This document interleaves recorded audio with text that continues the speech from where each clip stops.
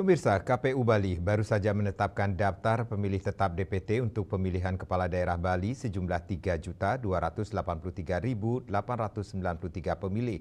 Penetapan ini dilakukan di kawasan Sanur.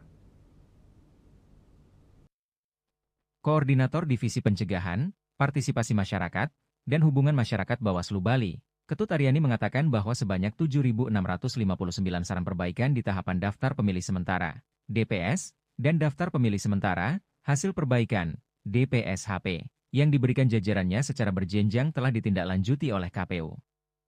Anggota Bawaslu Bali tersebut menjabarkan beberapa hal mendasari Bawaslu memberikan saran perbaikan, di antaranya potensi kegandaan, potensi pemilih di bawah umur, adanya pemilih berusia di atas 100 tahun, dan pemilih yang memenuhi syarat namun belum masuk ke daftar pemilih.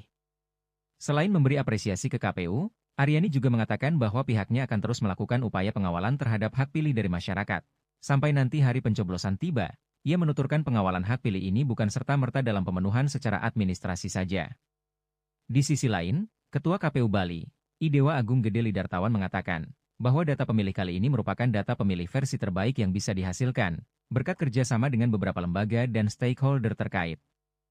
Sebagai informasi, 3.283.893 pemilih tersebut tersebar di 9 kabupaten kota se-Bali dengan rincian Kabupaten Jembrana sebanyak 244.978, Tabanan sebanyak 374.420, Badung 412.434, Gianyar sejumlah 392.342, Klungkung sebanyak 168.793, Bangli sebanyak 196.044.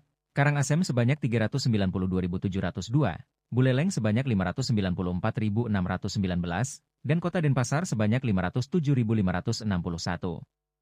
Bali Post melaporkan.